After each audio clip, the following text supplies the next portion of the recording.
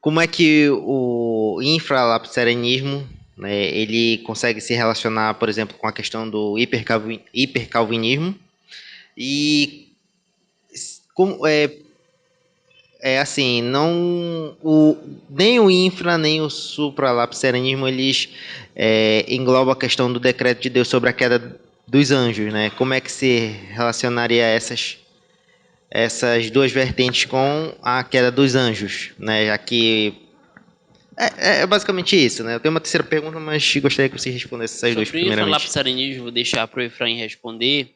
E o bom que você tocou nesse assunto do hipercalvinismo, o bom que isso veio em voga, porque realmente o supralapsarianismo ele é injustamente acusado de hipercalvinismo.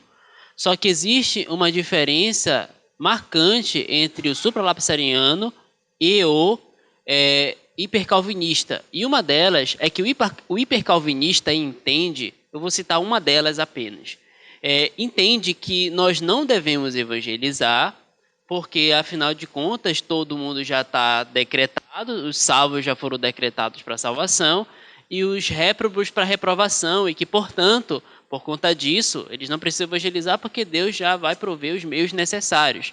Só que o supralapsariano, ele condena essa posição porque a própria Bíblia diz em Marcos 16, ide pregar o evangelho a toda criatura. O supralapsariano, ele elenca a sola escritura e ele crê que se Deus deu a ordem para o homem e a todo mundo pregar o evangelho, ele deve fazer isso. Então o homem deve pregar toda a criatura, porque esse é o meio pelo qual Deus determinou e decretou para que os eleitos ouvissem essa pregação. E recentemente eu vi uma coisa interessante, é que todo mundo tem de ouvir o evangelho, mas apenas os eleitos que farão esse evangelho vir dos ouvidos ao coração, pela obra do Espírito Santo, que também usa de um ato miraculoso no interior do pecador e também usa o ministro do evangelho para falar da sua palavra, da sua doutrina bíblica, do evangelho. Bem, então o supralapsariano entende que nós devemos pregar e evangelizar todo mundo, e nós pregamos e evangelizamos,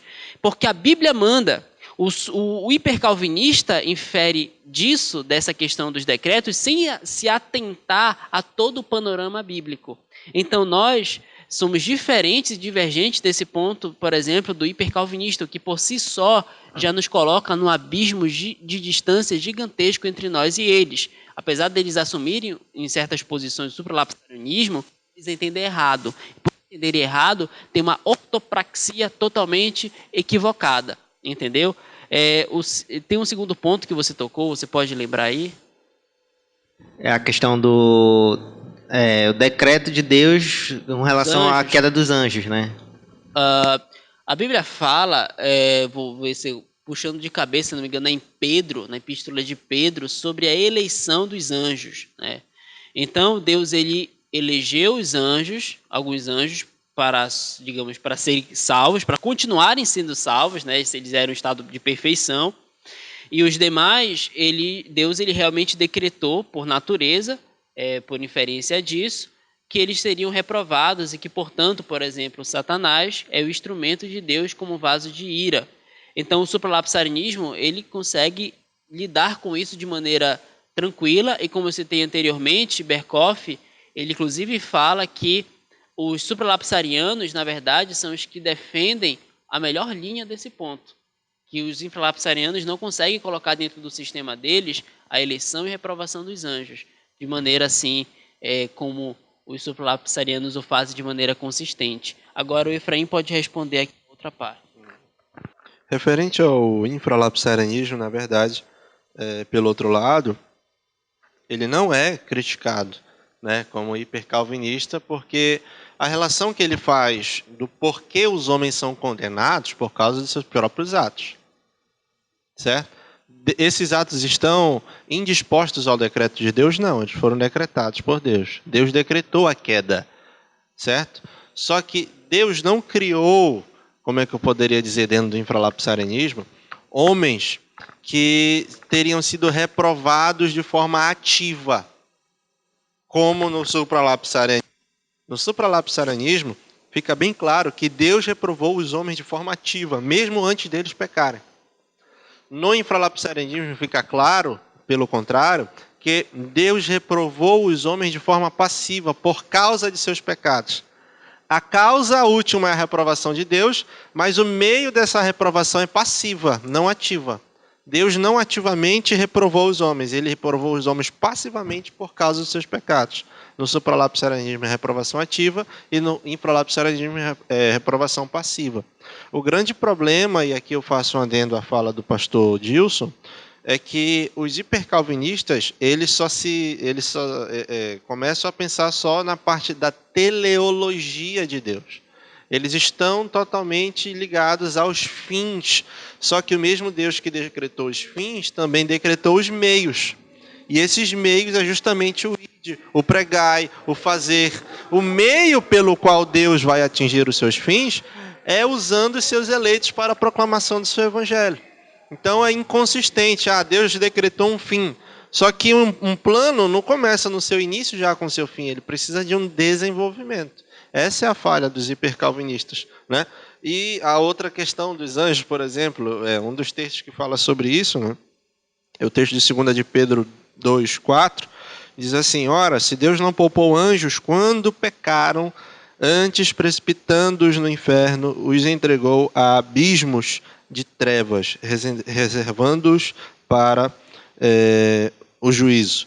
E não poupou o mundo antigo, mas preservou a Noé, e etc. e tal. Mas o versículo 4 diz que Deus não poupou os anjos quando eles pecaram.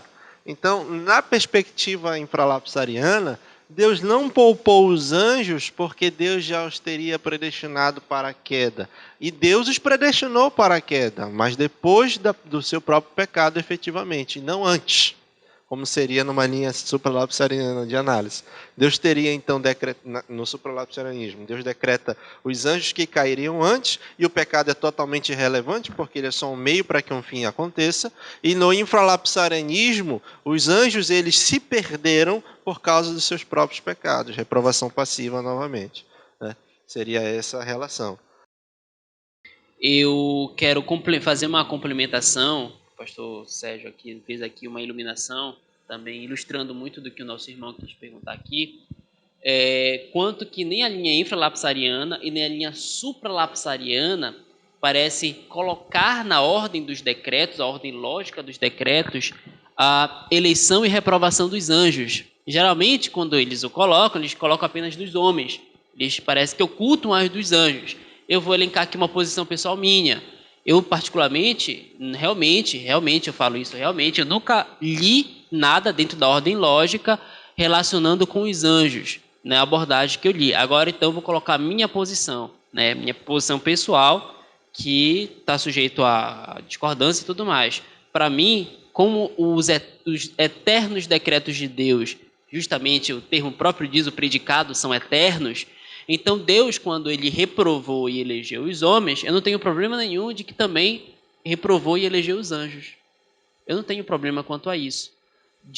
Na ordem lógica de Deus ter reprovado e eleito os anjos ali no mesmo tempo, no mesmo instante, digamos assim, dos homens e dos anjos, visto que eles seriam um meio para se chegar ao fim. Essa eleição dos anjos também seria um meio para se chegar a uma determinada finalidade.